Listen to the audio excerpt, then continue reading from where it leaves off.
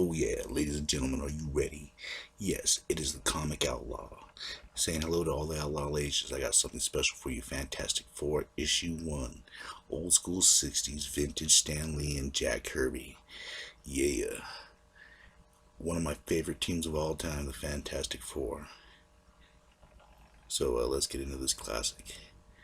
As smoke appears and a sign says the Fantastic Four, the cops wonder what that means. What's going on? Is it an alien invasion?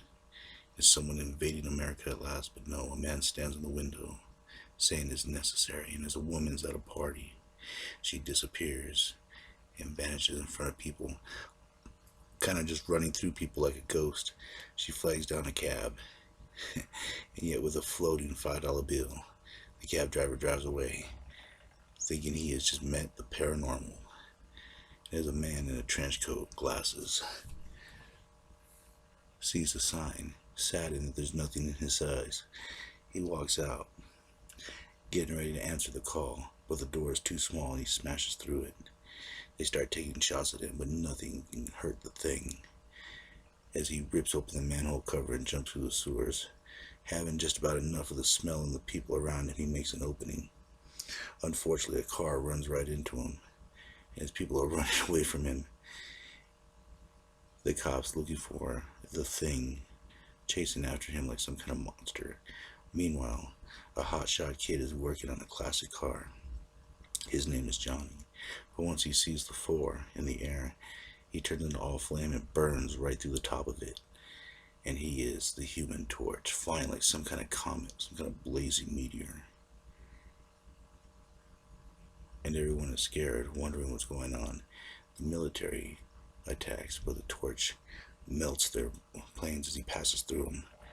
And yet they fire off a missile, a hunter missile, that's attracted to the flame. And if he can't escape this nuclear warhead, he's a goner until like these long, stretchy hands reach out, throw it in the water as this torch dissipates himself in order to have the missile stop following him. And he grabs onto this stretch man, this Mr. Fantastic. As he brings him into the room, we begin to learn the origin of these fantastic people. Yes, they had a test rocket, but the military would not let them use it, so they snuck on base and decided to fire it up for themselves. Believing that there was no flaw in his experiment, he flew out with the test ship, but they were bombarded with cosmic rays, and the cosmic radiation went through them, changing them, making them more than what they were. And as everybody begins to change, Ben most of all, screaming as they crash down. And as they all escape, they seem unscathed until Sue Storm begins to vanish. Scared and wondering what's going on, she disappears out of sight, and she's become completely invisible, and she turns back. And as the thing begins to transform into something monstrous, rock-like, strong as an ox. And just with that fiery temple taking a shot at Reed, but he's able to stretch out of the way. And of course, the torch turns into a blaze. Knowing that he could fly now, just by taking off, they've become more than human. They possess fantastic powers. And knowing this, Mr. Fantastic, as he calls himself, brings them together. And now they face their first case in the Mole Man. They call them all together because Reed has some pictures, and yes, they're not pinups, unfortunately. They're holes. They're atomic radiation plants that have been sunk in. That one was from the former Soviet Union, at this time the Iron Curtain. Hey, it was the 60s, so. There's also been activity going on in Australia, South America. And as one is ripped off, this atomic plant gets sucked through, and this giant monster just appears, just destroying everything, ripping through the artillery. And it seems like nothing can stop this monster. And who is this master? He is known as the Mole Man. And as they begin to track the Mole Man, Reed discovers that it may be on a mystical place known as Monster Isle, where Thing quickly points out that there's no such place as a myth. But yes, they found it. This mystical isle of monsters.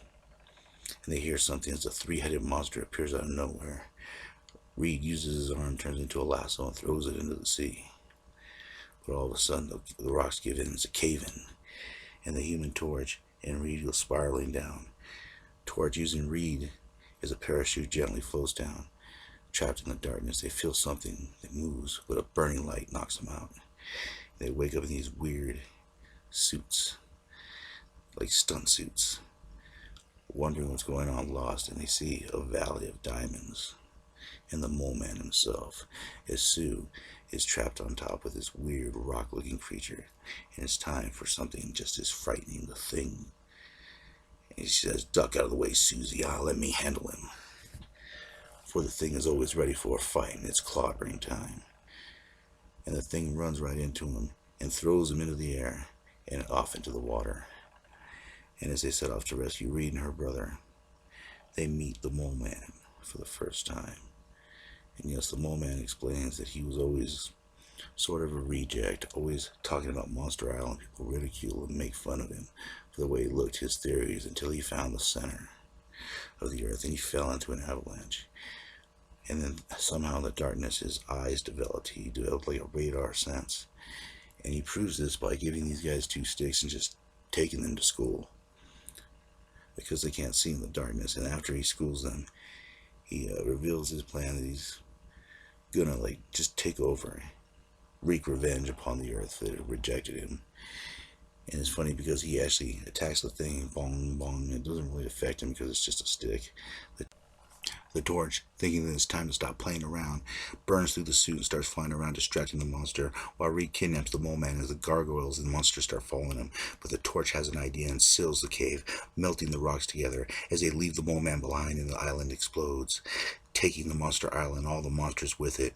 But did the Mole Man survive? Who knows? The comic Outlaw does. And that's it for now, and I'll catch you on the flip side. Yeah.